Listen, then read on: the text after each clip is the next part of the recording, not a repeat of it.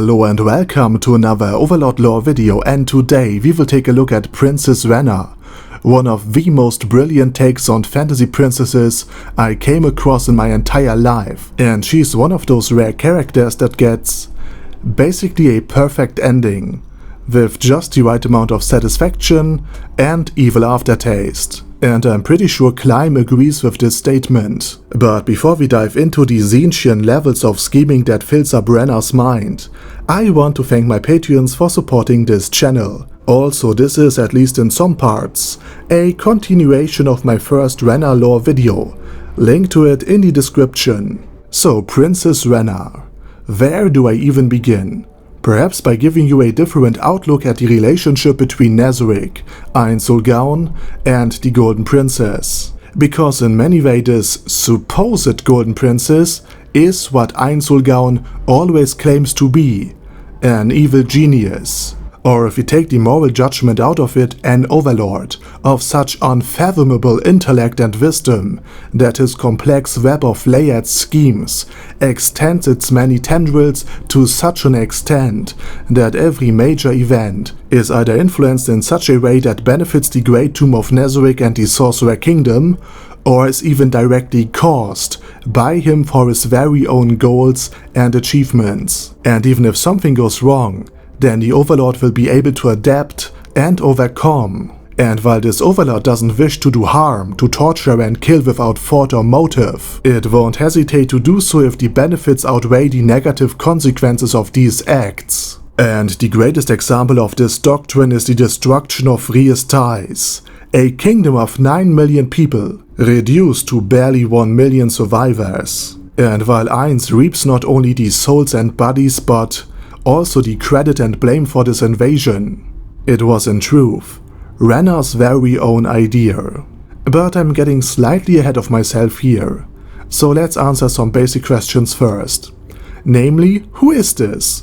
And what does she want? Two questions that can help with understanding basically any character. Renner's the third princess of the Kingdom of Renners, and as the third princess, she, while treated as a beloved daughter of King Ramposa III, was never meant to wield any political power, but to be married off in order to strengthen an alliance between the royal family and one of the major noble houses. She was meant to be nothing more but a pawn, and yet she was the one more or less in control of both sides of the war, with one of them being the Great Tomb of Ainz.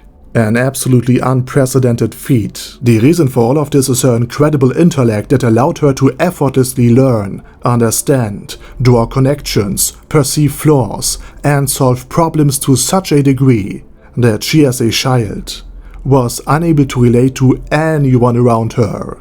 And in turn, this child with her weird ideas and opinions didn't exactly resonate well with the surrounding court or the rest of the family. While her father loved his daughter, he was unable to relate to her, and the prince's older half-brother Renner was more or less disgusted by the soon-to-be Golden Princess. And therefore Renner grew distant and developed a multitude of mental problems, bulimia and anorectic behavior among them. That was until she found a reason to live. Climb. The commoner without a last name, a known family, or even a warm place over his head, was found by Renner, who became captivated by him, and was made her personal protector and later her personal bodyguard. A position Climb was very thankful for, and he also quickly developed feelings for Renner. Now, turning even a minor noble into the guard of a royal princess would have undoubtedly been a scandal, and I can't even begin to imagine what an uproar Climb's guardianship might have caused. But Renner still managed to get what she wanted. Climb, against all conventions and norms, became her guardian. And while he faced abuse and isolation from the other common soldiers, he nonetheless persevered and became stronger than almost anyone in the palace. Not because he has a talent or is even cut out for the life of a soldier, but because he worked for it.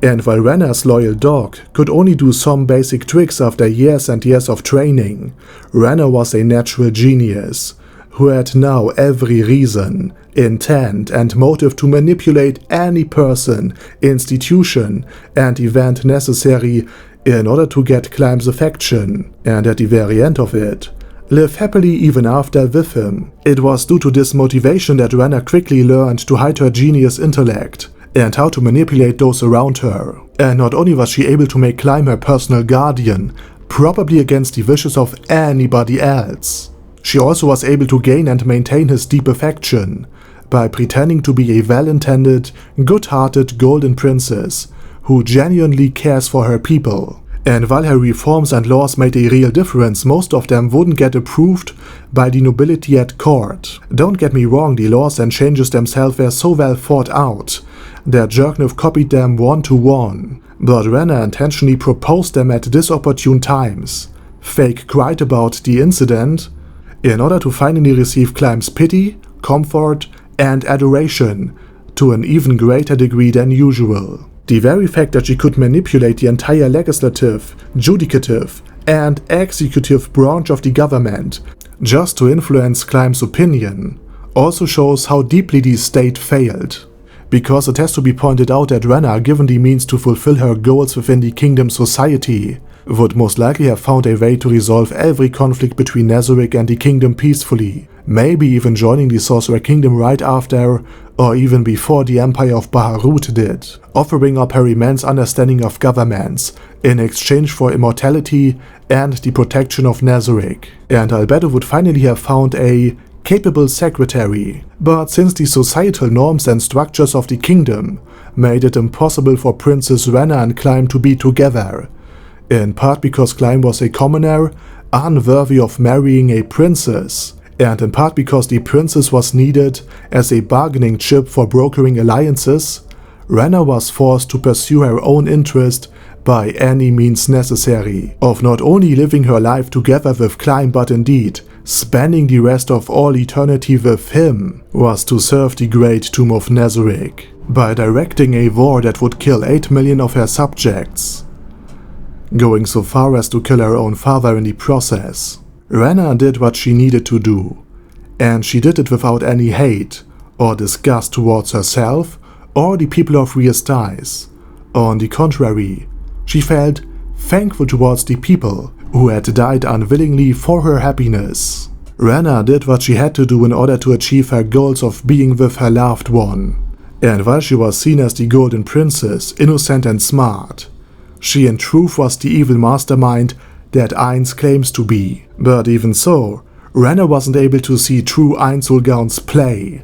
Don't get me wrong, she was keenly aware that he only played the role of a villain, but she believed that all of this happened just in order for her plan of deceiving Climb to work, and that it was also an acknowledgement of her skills and abilities, coupled with the implicit demand of using it to her fullest potential, and as a reminder of who is ultimately in control. Because while Renner directed and came up with 90% of the actions and plan of both war parties, with Albedo and Demiurge merely helping her to fill in the details and slightly adjusting the plan if need be, she only was allowed to be in control because Nezarec wanted to use her proficiencies and her intellect, not because Renner could resist the concentrated power that is the Sorcerer Kingdom in any way, shape or form.